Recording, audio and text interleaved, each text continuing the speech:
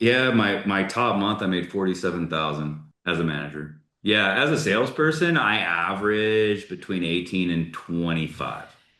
Well, can you actually talk a little bit about like what we were talking about yesterday on our sort of team call and how like in my experience a lot of salespeople who come off of 20 years of making lots of money doing sales and are really good at what they do, and then they transition into this space and it might be a little bit different. I guess what was your sort of experience coming into this space? And yeah, let's just talk a little bit about that first. Yeah, so my experience, I say 30 years. It's actually I've been doing this for 28 years. Um, so my first sales gig, well, I did actually set, but this is like before people called it setting, really. This is like 28 years ago. It was probably I was in a call center and we were we set appointments for a lot of different industries. So it was kind of like an outsourced setting team. This was in Spokane, Washington. I can't even remember the name of the company, but we set for real estate agents and mortgage professionals and insurance agents. And basically, we had several different scripts that we would use, and we would set appointments. So this is like when I was 20. Yeah, I think I was 20 years old, 19 or 20 years old, and working in that call center. Um, from there, I ended up leaving that to sell vacuum cleaners door to door. Okay. That was my next sales job. Electrolux, to be specific. And honestly, I wasn't a big fan of the way that the guys that were teaching me how to sell. It was very, very greasy, very, very um, I don't know. Here's a story. And this is burned in my memory. We knock on this door. This 75, 80-year-old woman opens the door. We tell her that we'll vacuum or shampoo her rugs for free and as a demo. And she's like, "Yeah, come on in." Like feeds us.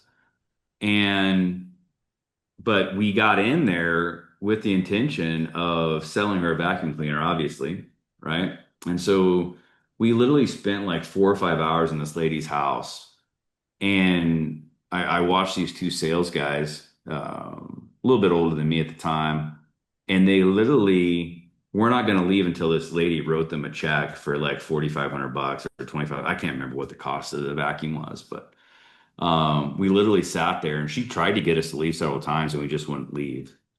And, and finally she wrote us a check just to get us to leave. And they went immediately to the bank to cash it in this little local town that we were in and cash your check as quick as possible.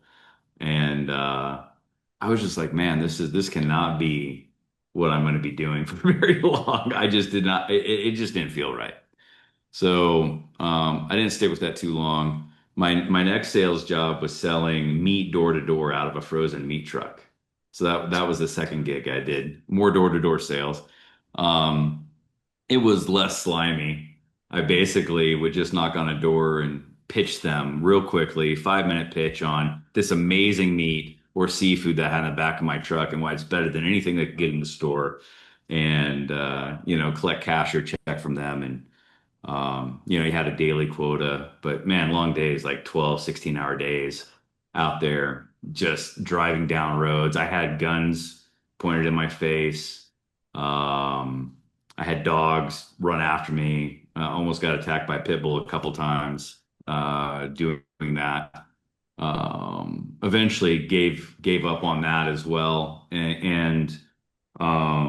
At that time, I was living in Washington State, in Spokane specifically, and my mom was sick with cancer. She passed away, and then I was like, I got to do something else. And at this time, I was already married, and I'm like 21 years old. I'm already married. I already have one child, and I'm like, I got to make some money. And my dad had been in sales forever. He lived in Atlanta, Georgia at the time, and so he's like, hey, if you move down here, I'll get you a job, somewhere. And so I was like, all right. So I packed up my small family, my young family, and we drove across the United States from Washington State back to Atlanta, where I'm originally from.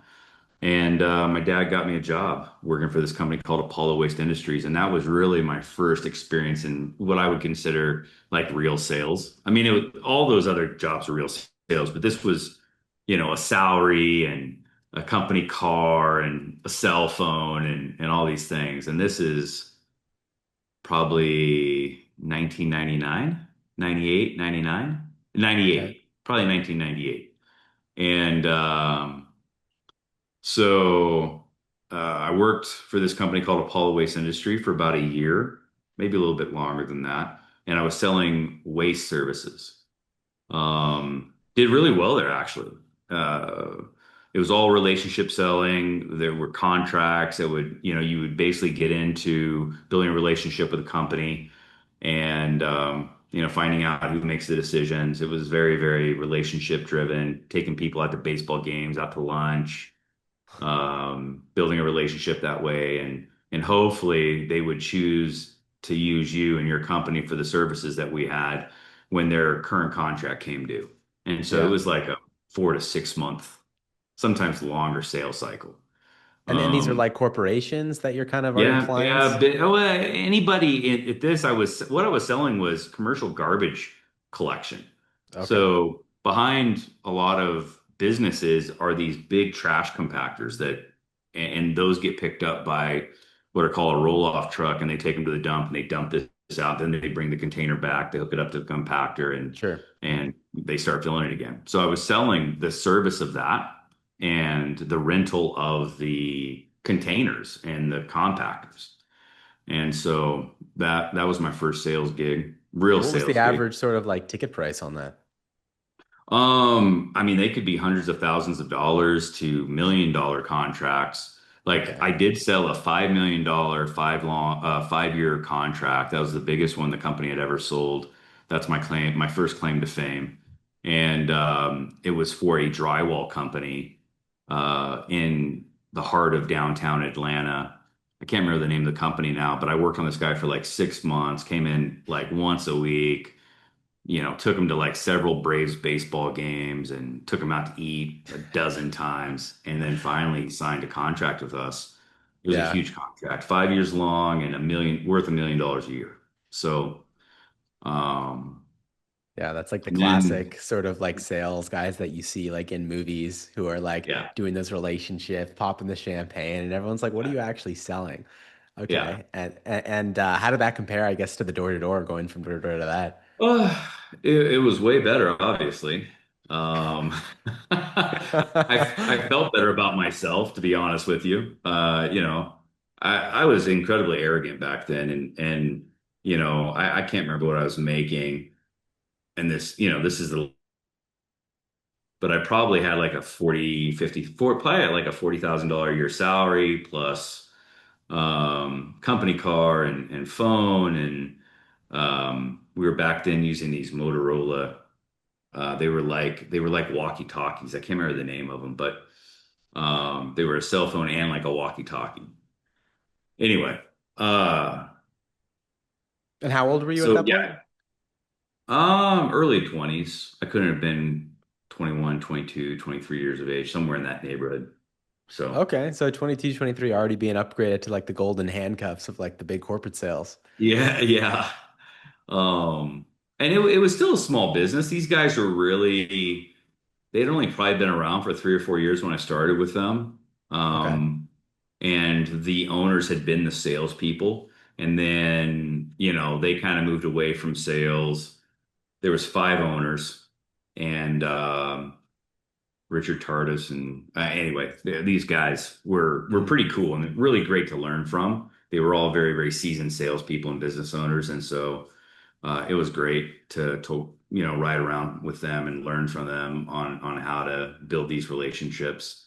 It was a great education, but I was still really arrogant, and so I thought, well, there's got to be something better than this even out there, and so I started just seeing what other type of opportunities were out there, and I jumped into the telecom industry from there, and I remember when I went and gave my notice to the owners, they were shocked because they're like, "You're leaving us?"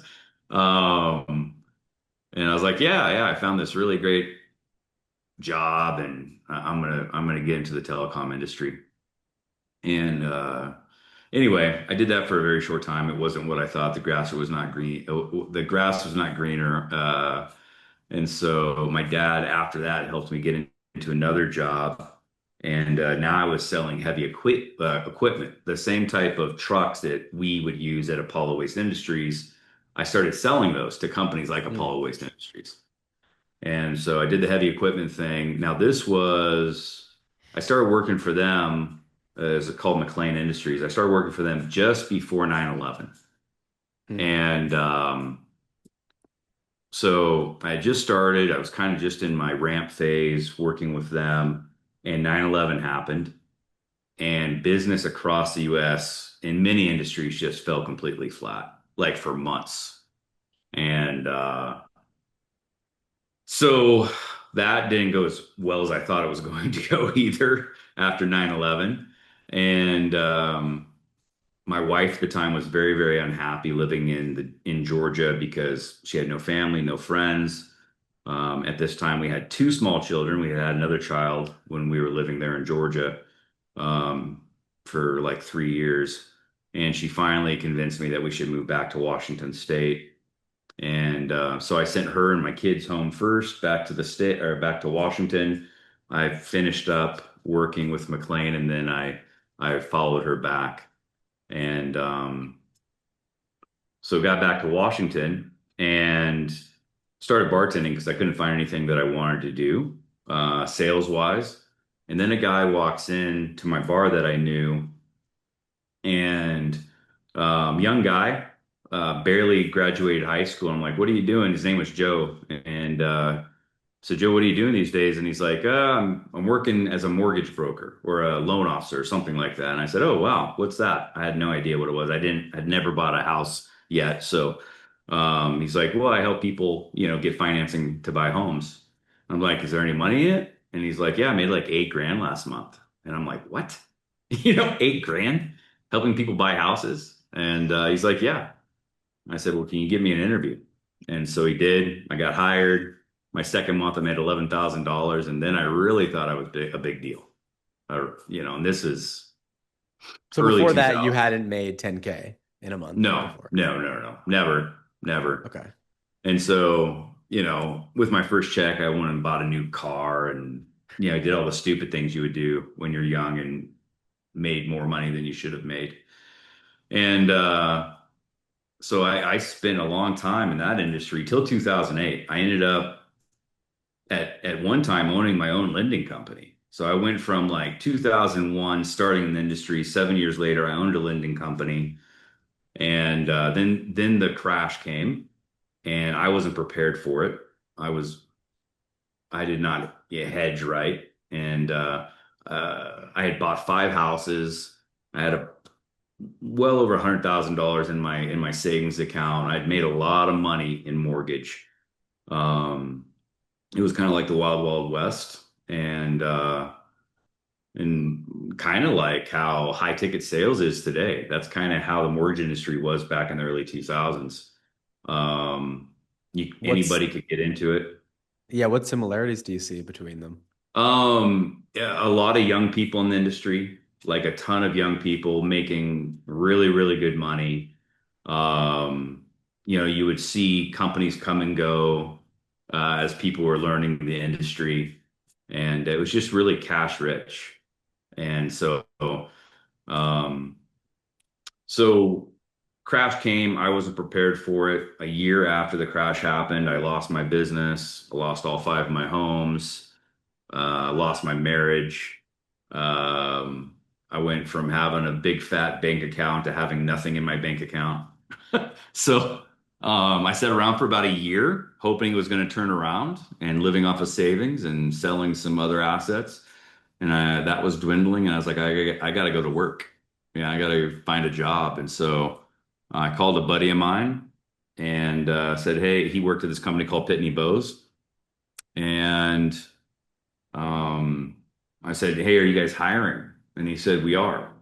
And I said, okay, when can I get an interview, or when can I start?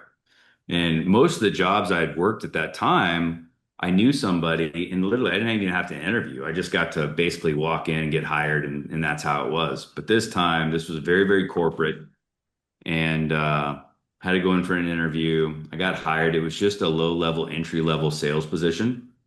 And this is coming after owning my own lending company. So it was a hit to the ego that I had to like start all over again. But I came in this industry, it was the mailing industry. So selling what are called postage meters and other mailing equipment to small to medium-sized businesses across the US. At that time, Pitney Bowes had about 1 million um, clients in the US alone. They cornered the market. And so I came in and started selling for them, did really well. Uh, Rose to like top 10% of the company, and eventually took over as a sales manager, running sales teams for them. Just a couple of years after I started with them, worked with them for 12 years, leading sales teams both inside and out, climbing the corporate ladder essentially with inside of that business. And then in 2019, I was just fed up with corporate America and decided to walk away from that, and got back into the mortgage industry kind of part time. I also opened up a furniture store. So this What was was it my, about what was it, sorry to go backtrack, but what no, was it it's about okay. what was it about the corporate industry that specifically had you kind of fed up about it? Well, I don't know if it was corporate. So, well, I mean, it was both being just in that corporate space, but then also the company I worked for is 100 and at this time now probably like 105 years old. We were coming up on our 100-year anniversary when I was leaving, or had just broken that mark. One of the original Fortune 500 companies, and they're kind of like IBM. IBM, was ahead of its time at one time, and then eventually they got passed by everybody else, just in business practices, the way they treated their people. Everybody else today in corporate America, for the most part, those that are successful are uh, there's like this holistic approach to taking care of the people that work there. Not always, but there's a much more holistic approach. And at Pitney Bowes, it was like the way that they managed people, the way that they treated people was like 30 years behind everyone else. And I wanted to change that. And so I was reading a lot of self-development and leadership books as I was an executive leader. And I kept on going to the company, to the higher levels of leadership there, and saying, hey, we really need to change some things about the way that we're treating our people. They're not just a number. And so I really was trying to change a lot of things with inside of the company, just because I saw different leaders out there, Robin Sharma, um, Simon Sinek, and all these guys that were leading in different ways, and that was inspiring to me. Sure. And it really kind of shaped the way that I led my teams with inside of business. But I just could not figure out how to get these other individuals to see that. Um, and what I found was that a lot of these people were afraid of mixing things up because it could potentially lead to them not being needed, or everybody was always just trying to protect themselves in that environment and stepping on other people to protect themselves. And so just that toxic corporate mentality is what I got fed up with. Mm. And when I realized that I wasn't high enough in the chain to make meaningful decisions for the company that were going to impact in a major way, um, and the more I pushed, I think the more I was upsetting people as well. Like, and that started to inhibit my ability to rise up. So I basically would have had to shut my mouth for another 5 to 10 years to get up high enough where I could actually make a meaningful change.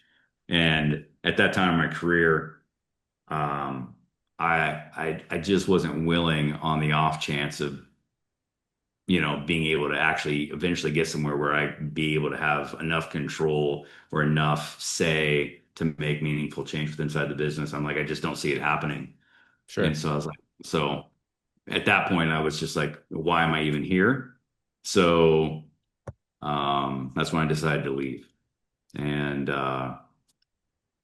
so I got back into something else I knew, got back in the mortgage industry, kind of as a side gig, making a little money there. And I started a business. A friend called me and said, "Hey, do you want to start a furniture store with me, a retail furniture store?" I'm like, "Why not? I got money. Sure, let's do this." And not my passion. Sales, I love sales and sales leadership, but owning a furniture store was definitely not my passion. But we did it for a couple of years and then I sold it in 2021. Um, and then uh, got back into sales, in corporate kind of sales again, for a company called Dynata, and this was a market research in the market research industry. So I was working with companies like Pepsi and some big brands, helping with their market research. It was cool job. I did really, really well. Like, yeah, number one salesperson for a multi-billion-dollar company. My second year there. Um, but again, all at the same time, I found high ticket sales, and I hated everything that went like at this Dynata company. I loved selling. I loved the close. I loved finishing that up, but there was so much more that went along with the job, like the project management and all these other things that I'm not a big fan of myself personally. Like I don't like that part of the sales in some of the corporate settings. And so when I found high ticket sales and that I could live anywhere and work from anywhere and still make a really solid income, I'm like, yeah, why not try this? And so that's, 3 years ago, that's how I got into it. I set up a Zoom call with Matt, and he was the setter, and he set me with John Hittrich. But I was just blown away by Matt. I think he was, I don't know, mid 20s, 25, 26 years old at the time, 27, I Yeah. don't know how old he was. But anyway, I was blown away by him. And it was just a cool conversation that we had. Not really, it didn't seem very salesy. I think I asked him what kind of money he was making, and he told me. I was like, really? Doing this? Yeah. And so then he sent me with John Hetrich, who closed me into RCA. And then I completed all of the RCA training and made it into pipeline in like 2 weeks' time. Wow. And I had hit pipeline. The first offer they gave me, there was going to be a group coaching or a group interview, but instead I made a Loom video and sent it to the owner of the offer, Mhm. and she canceled the group interview and hired me. And then so I didn't really know what I was getting into because I'd never worked in this space. And I was just going to kind of do it part time. I had a full time job, doing some other things, and had just sold a business not too long before that. And so I thought this was an established offer, like the what I was taking, and it hadn't not even taken its first closing call. Mm. So it was brand new.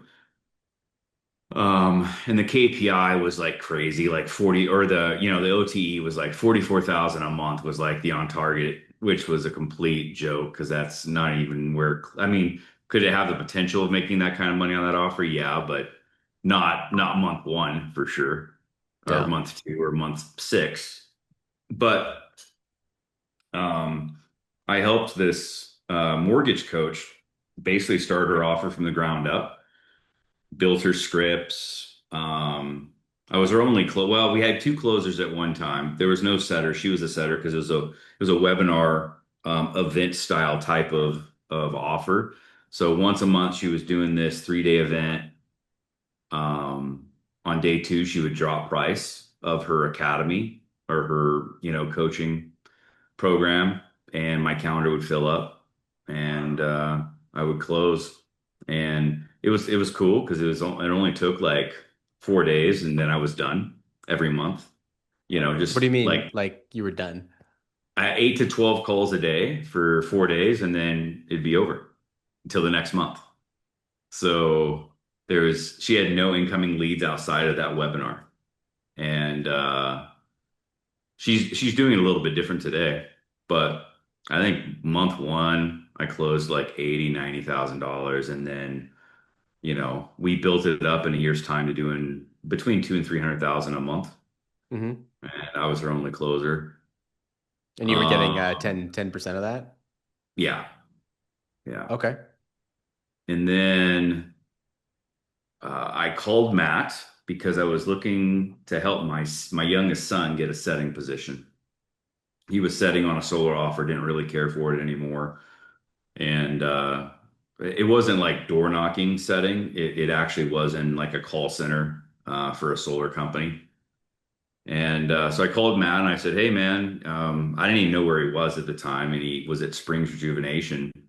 And I said, "Are you looking for any setters?" And he's like, "No, but my brother is looking for a closer, but he's looking to promote somebody quickly into a management role."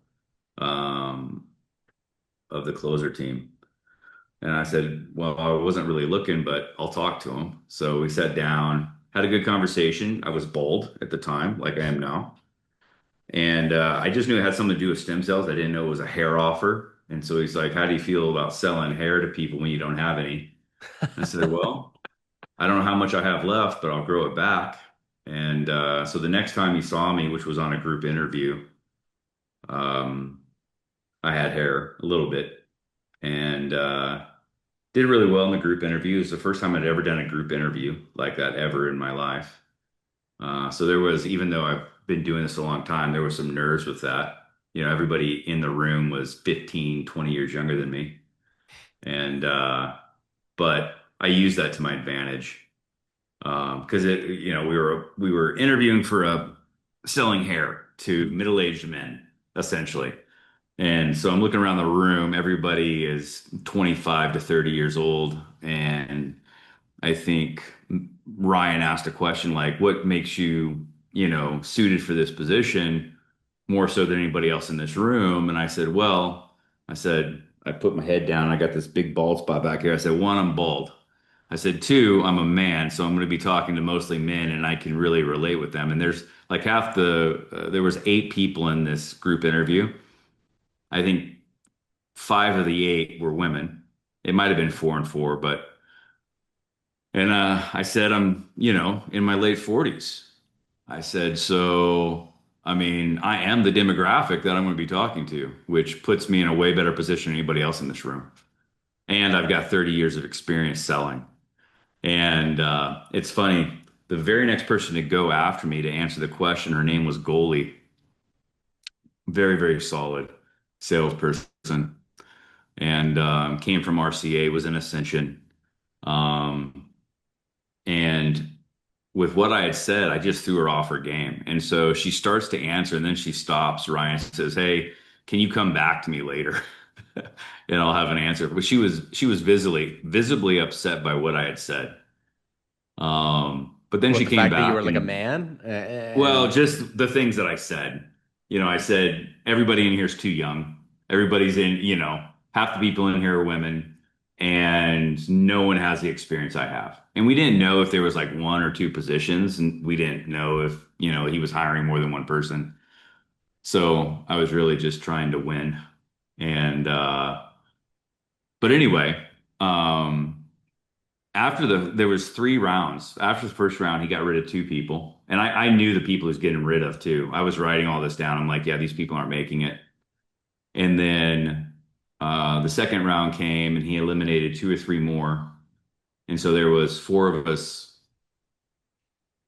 3 or 4 of us left. I think there's 3 of us left. Two women and myself. One was Goalie. She made it through. And he set up one-on-one interviews with us after that. And I went into the interview and he offered me the position. I said, "You're going to hire goalie too, right? Like you'd be crazy not to hire her because she just really performed well during the interview, even though she had that moment where she didn't do well. But he hired her too. And Okay. then she ended up working for me Good once for I took you. over the management position. Yeah. Okay. So, but she's still there at Springs. Um, Still killing it. She Yeah. writes a couple $100,000 a month. So when you were on that first mortgage offer and you did the 90,000 in like the first week, does that mean like you basically made 8 or 9K in like a week and then the rest of the 3 weeks you were like not working? Hmm. Exactly. Wow, that's a pretty good setup. That's a pretty good gig. Was that because you think that was like sort of a startup offer and like the commission or something was like set up weird, or why do you think that that was set up that way? No, uh, well, she was offering 10%, right, Mm, is what it was set up as. I didn't know that it wasn't, I mean, I had no idea when I took that offer that it was just going to be a webinar. I thought it'd be like weekly, daily work, a daily filled calendar. But, quickly I learned, well, that's not how they do this. She was basically copying she had a mentor named Krista Mayshore, and Krista runs a very, very similar offer, but in real estate versus mortgage. So she helps real estate agents revolutionize their business through social media marketing.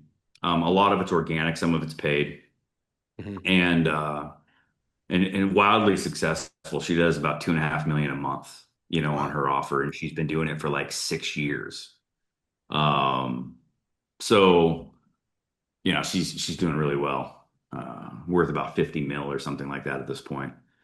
And then Tiffany Rose, who I was working for, was one of her students essentially. And so what Krista was doing was she took on 12 students and was going to teach them how to do what she did, but in other spaces. Like they weren't in real estate. Tiffany was a top 1% producer um, in the mortgage or lending industry and actually was closing loans until she met Krista. And Krista was just like, "Hey, you'd be a great coach. You should start your own offer." Mm. And Tiffany was not super excited about it at first because she was a little nervous and scared and all these things. But eventually she decided to do it and build out an offer, modules. It's all on Kajabi and pretty thorough. And she's very, very skilled and very, very knowledgeable and, was earning 1 million plus every year in the mortgage industry. So very successful.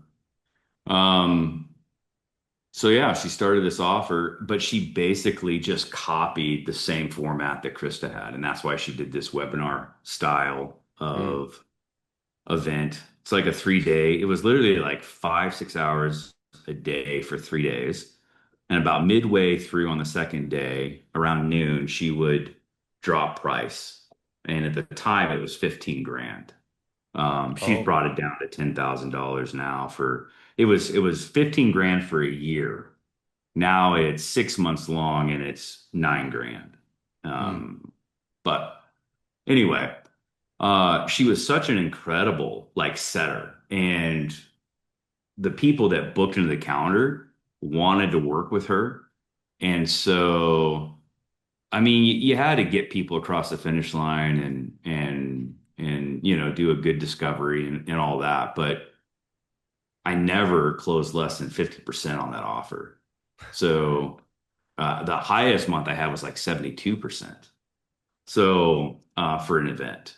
So they weren't like laydowns, but they were very, very warm when they came onto the call. And Like so just, that was a combination of the marketing and the set. yeah, I think it was more the set than the mark. I mean, she had a pretty good marketing funnel. Um, she did like these people would sign up for a free webinar that was like 45 minutes long. And then she would pitch this 3 day thing, but they had to pay like 47 bucks for it. And, she gave them a lot of information during that. And then, a lot of them had been following her for some time and stuff like that. So, Okay. It's a pretty good funnel, but Okay. Okay, cool. Okay, I do want to touch more on the that set and like what makes a good, sort of setter, considering a lot of like the people listening here are kind of wondering they're most of the time just like starting from scratch. But um, why don't we like zoom ahead back to Springs, and you were in mhm. that company, and then you became then the manager, the setter manager, or the closer manager, Closer manager. Yeah. closer manager. Yeah. Closer manager. Okay, so in this whole like industry space, you've always been a closer then? Exactly. Yeah. And haven't looked back. So it's all I've been doing for the last 3 years is high ticket, remote selling, and closed for a while and then got into leadership and Yeah. um, so What percentage of that would you say in the last 3 years has been like closing versus managing? like 50-50. Okay. Yeah. Yeah. Okay. 50-50. And then the So first offer you got in on was that mortgage offer, and it was like mhm. selling for the first week, 8, 9K, kind of did that for a couple months before moving over to Springs. Well, I was there for a year. Then I went to Springs. So I was on the mortgage offer for a year. Then I went to Springs, was there for 13 months, left, um, started working with Cole at Closers, and now I'm a As free a agent. manager, or were you as a No, closer no, no, at no. Cole? At closing for Okay. Cole, and and so now I'm actually, um, freelancing a little bit. So, we're working with Matt Mhm. and on this project, maybe helping his brother Ryan on another project. And then also I've been interviewing with a few companies, for leadership roles for sales director positions. I think there's a lot of individuals like myself out there that have been in sales for a long time. They've been doing the corporate thing. They've, worked for big brands, big names out in industry, but it can get tiring and it can be incredibly stressful, and it can feel like even though you're making a good income that you're not making a difference anymore. There's just so many different emotions that go along with it after you've been doing this for a long time. Um, and what I would say to people is there is a different way. There's there's other opportunities out there that actually can be rejuvenating to your spirit and to your career. And I found that in high ticket sales. I didn't know exactly what I was going to find when I started pursuing this industry, remote selling, high ticket. But what I found was incredibly rewarding and also gave me flexibility that I never had in corporate sales or in your traditional sales environment. Mhm. And after doing this for so long, that's really something I desired. There was a great desire for that. Mhm. Um, but telling somebody like myself, whether they've been in sales for 10, 15, 20, or closer to 30 years like myself, um, you know, it's okay to step away from what you may feel like is um, secure. That's always going to be out there no matter what. If you ever wanted to go back to corporate sales, it's going to be there.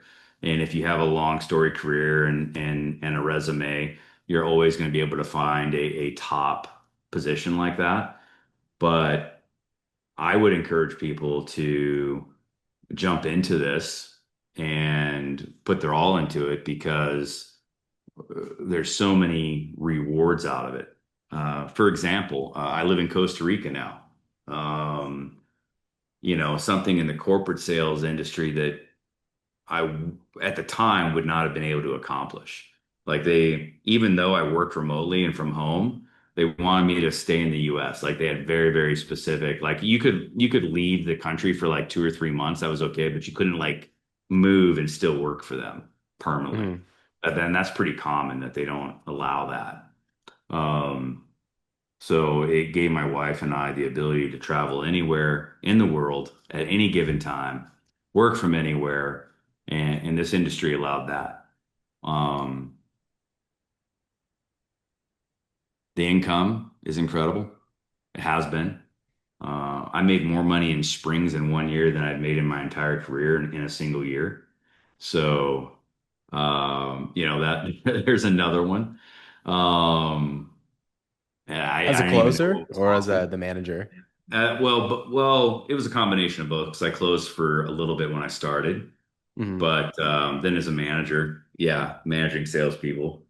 Um, and that's something else. Like when I manage salespeople inside of um, corporate America, I made significantly less money than my top salespeople, always, always. And it's like that, unless you're like the executive, the EVP of sales. Now you're making more money than anybody except the CEO inside the company. But you got to be at that like top level inside of corporate America to make more money than the salespeople do when you get into management. So, when you're in management in corporate America, you really have to do it for the love of it. And I did. That's the reason that I got into management. I knew I was going to make less money. Um, but I wanted to improve as a leader, and so that's why I got into it. But the money was not as good. Now, in high ticket, they value good sales leadership more than they do in other industries. They just do. And so you can command a much higher income in this industry than you can in most typical sales jobs. Most others leadership sales jobs out in corporate America. So that's another consideration. If you already have sales leadership and have a great resume behind it, you can make a transition to this industry. You may have to close for a little bit, but once you get into the leadership side of it, the income's incredible.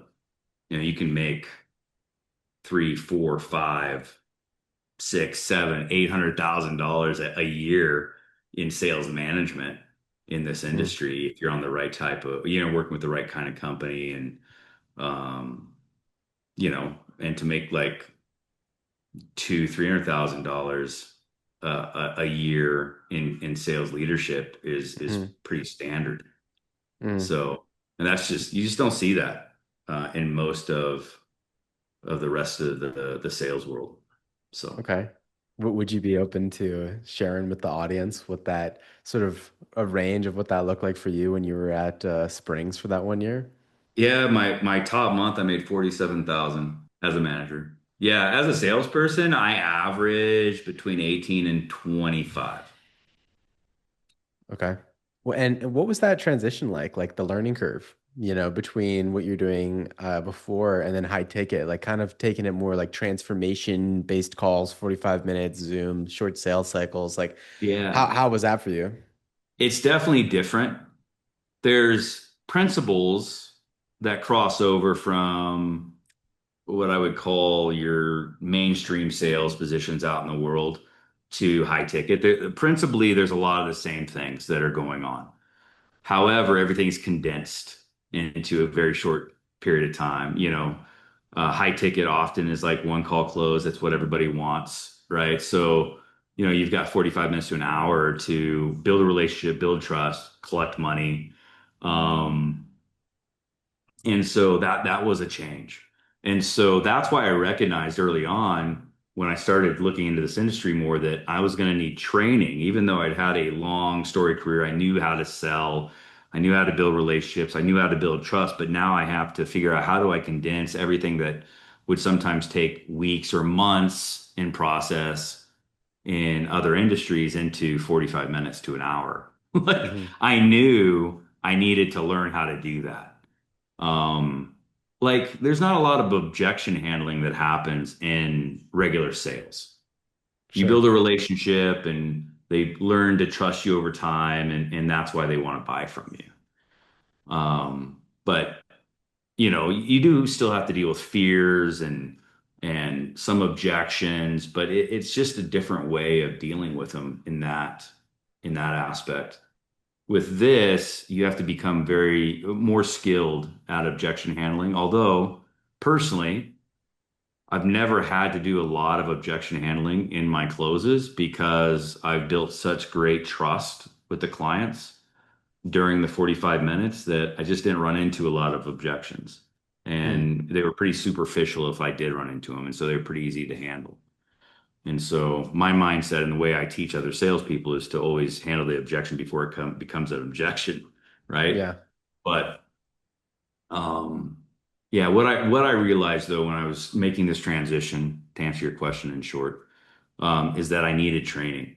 I needed somebody to teach me how to do this. I knew I'd pick it up quickly, but I still needed somebody to teach me how to do it. I needed a formula. I Sure. needed works. I needed something to help me bridge the gap of understanding.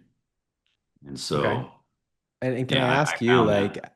Yeah. as a sales manager of like multiple closers underneath you, how do you look at people who are trying to like come onto your team as a closer who don't have high ticket experience, but they do have, general sort of industry experience? Are you like looking for them to go through some sort of training, or do you just kind of give them a shot, or what's going through your head? Typically, I want them to have it. Well, it's always going to stand out if they've gone through some sort of high ticket sales training for sure. Hmm. Um, I'm not 100% opposed to bringing somebody on that doesn't have high ticket experience. It really depends on their background, and the different industries that they've worked in if they've done sales. Um, but this is something different than like, and I'll explain. Like in corporate America, I liked people to have no experience, none. Um, because I didn't want to deal with a seasoned salesperson's bad habits and trying to break them of that when they came onto my team. Sure.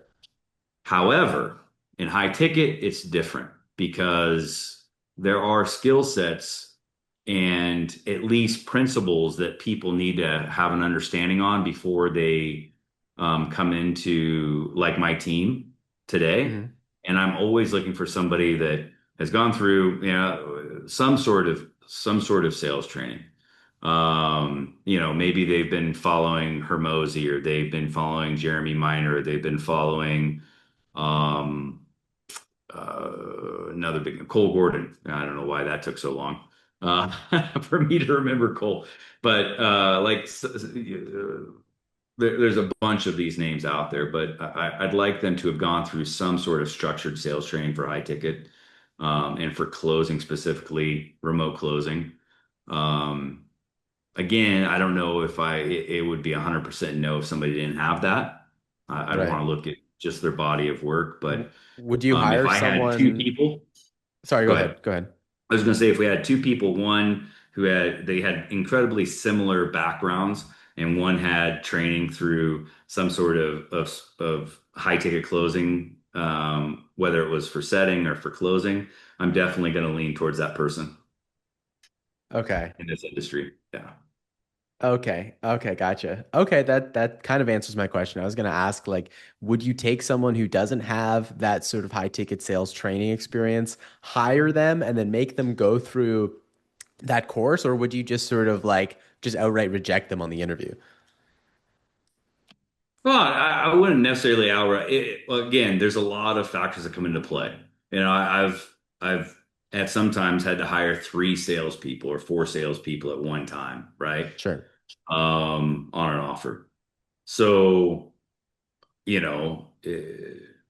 typically everybody that's coming in those interviews, like 99% of the time, they're going to have some sort of either they've been in high ticket for a while, or they've been in high ticket for a shorter period of time, but they've gone through some sort of training or multiple trainings. Maybe they've been through two or three different types of high ticket closing or setting trainings Hmm. programs. So uh, I'm not going to say outright no because there's always going to be that chance, but their chances are in that kind of environment where it's like a group interview and there's Hmm. five, six people in there that all have experience and they're the one that doesn't. They're going to have to show me something really incredible during that interview they're gonna have to really shine brighter than everybody else, and with the lack of experience, because I'm gonna be really more apt to pick somebody that has been in high ticket a long time Yeah. or has gone through several trainings. So. And just out of curiosity, like just if you could say based on your experience, like what does that look like of someone shining in an interview, like in this sort of space? What do you think they would have to do or say um in that sense? It's a good question. Um, what I'm, I'll tell a story just about a group Sure. interview that I was in. One of the questions was, what were you doing last and why are you leaving? Right. Hmm. And I knew this guy was not going to make it through the interview. And I wasn't doing the interview. I was actually part of the interview. I was competing against this guy, but he didn't take any accountability on himself for him leaving. He put it all back on the company. Mm. It was the problem of this person, this person, and this person. And when he started talking like that, I'm like, this guy's going to get cut in the first round. Like, he's not making it past us. And so I'm looking for people that hold themselves accountable. And I can tell by the questions I'm asking in an interview whether they do that.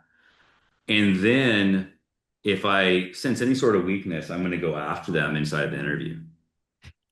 And not trying to be mean, but I want to push them to see if they're going to crack under the pressure of me pushing harder with my questions. Now, in this group interview, it's an incredible environment for doing that because, there's the pressure of four, five, eight, maybe people inside that room, not just you and the interviewer, but you have all this added stress of other people being in there, right?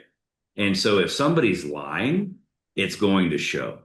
And you can get that from somebody. So if somebody's not being honest, and they crack under pressure as well, obviously that is going to get tossed out. That person's going to get cut.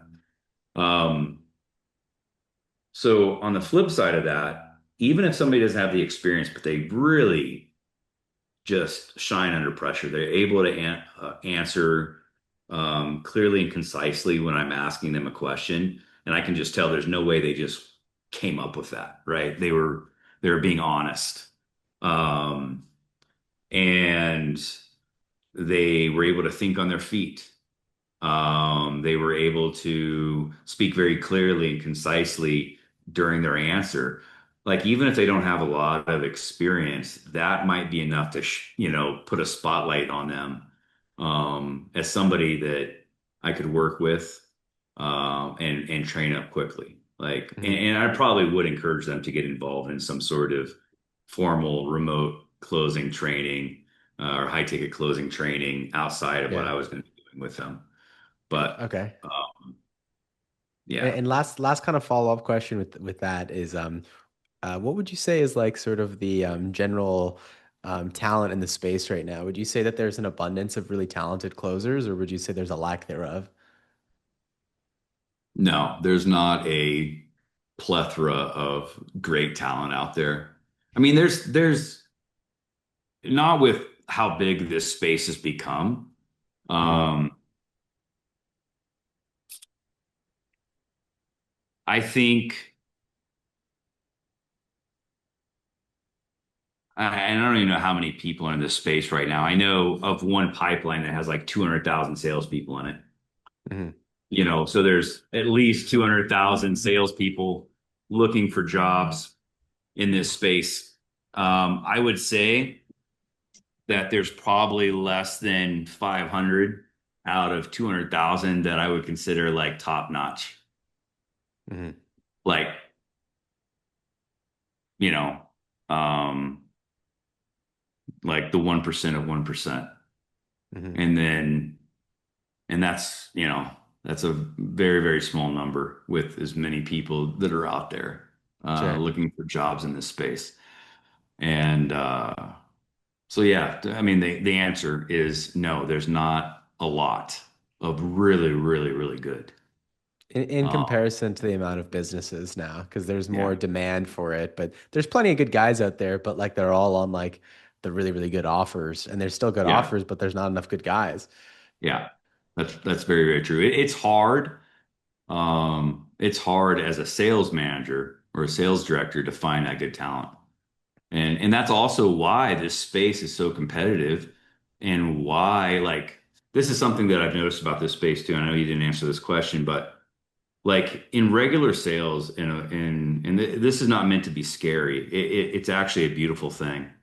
Um, because it will drive you to get better at your craft is that, when you break into a new offer, um, your runway for learning and for showing your skills is really short.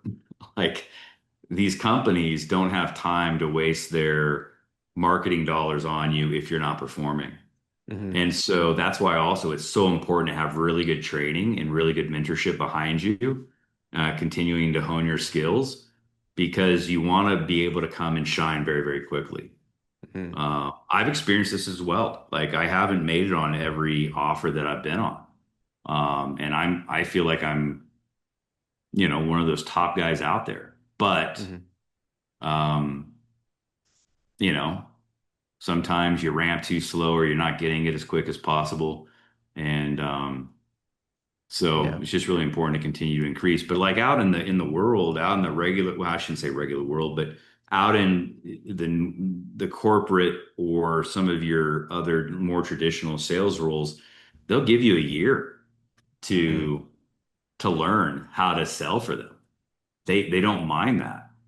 But in this space, if you get a month or two, you're lucky to show to show that you have the chops for it. Yeah. So Yeah. Yeah. I would say, yeah. I mean, average ramp is probably a month, but as a closer, you could get cut in like 2 weeks. yeah, if they don't like they're listening to your calls and you're not showing them qualitatively what they want to see. Yeah. I mean, that's how I got cut. I got one time I was on a PIP for after my first month. I didn't even think of that I did that bad in my first month, but I put it on a PIP and I was told like if you hit these numbers, but they also put in the caveat that it's going to be qualitative. So I was actually hitting the numbers, still got cut because they were still thinking that maybe long term I wasn't going to be a good fit. Yeah. And then that happens. But for me, it just drove me to, I still looked at it as a great opportunity. I learned something. I take away something from every opportunity.